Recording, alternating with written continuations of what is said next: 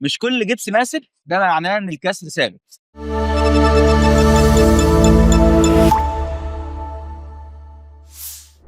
برحب بضيفي اللي منورنا دكتور سيد حامد، استشاري العظام. منورنا يا دكتور. اهلا وسهلا.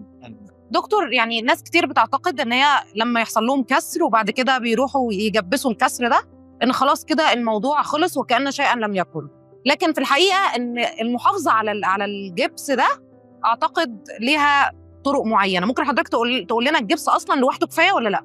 لا طبعا، الجبس ده اول طريقه بتبقى كانه اسعاف اولي للحفاظ على العضو بس مؤقتا لحد ما يعرض على اخصائي العظام او المتخصص في العظام لاخذ الخطه العلاجيه المناسبه.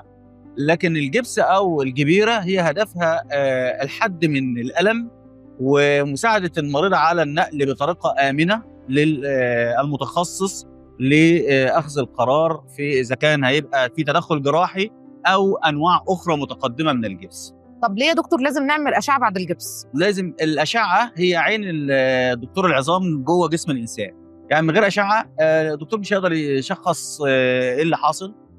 ثانيا الكسور دايما مش مستقره، مش لازم كل كسر اتعمل معناه ان احنا خلاص الموضوع خلص لحد كده، لابد من المتابعه. 30% من الكسور بتتحرك في اول اسبوع من مكانها، بتتحرك من كسر غير مستقر، من كسر مستقر لكسر غير مستقر، ويبقى في ندم بعد كده ان احنا ما اكتشفناش المشكله في اول اسبوع او اول 5 ايام قبل ما الكسر يكون التئم. في ممكن حد يشيل الجبس ويتفاجئ بورم كبير جدا موجود مكان الجبس. طبعا في ناس بتقلق بتقول لا انا كده في حاجه غلط، دي اثار جانبيه. عايزينك بقى يعني تقول لنا ان ده اصلا شيء طبيعي. يعني علامه الكسر، يعني احنا دايما لما نحب حتى نعلم الشباب الصغيرين علامات ان في كسر ايه، هو فقدان الحركه، حدوث تورم شديد. التورم الشديد ده علامه على ان في مشكله، في ورم في الحدود الطبيعيه وفي ورم مش في الحدود الطبيعيه.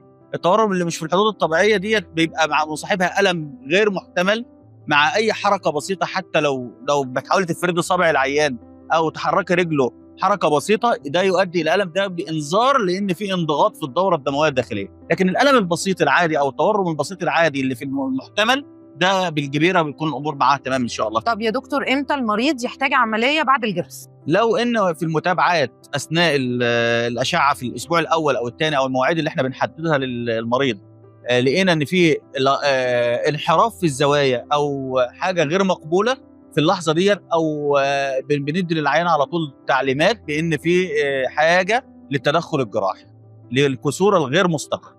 ولكن في كسور من الاول الاستشاري او اخصائي العظام بعد عرضها عليه من النائب المناوب في المستشفى بياخد قرار ان ده محتاج عمليه على طول، مفيش تاخير، مفيش انتظار، مفيش اي حاجه من الكلام ده. دكتور سيد حامد شكرا جزيلا لحضرتك. شكرا يا دكتور، نورتنا. شكرا يا فندم. ودي كانت حلقتنا من برنامجكم على الديسك، كل ما يخص طب العظام مع افضل الخبراء.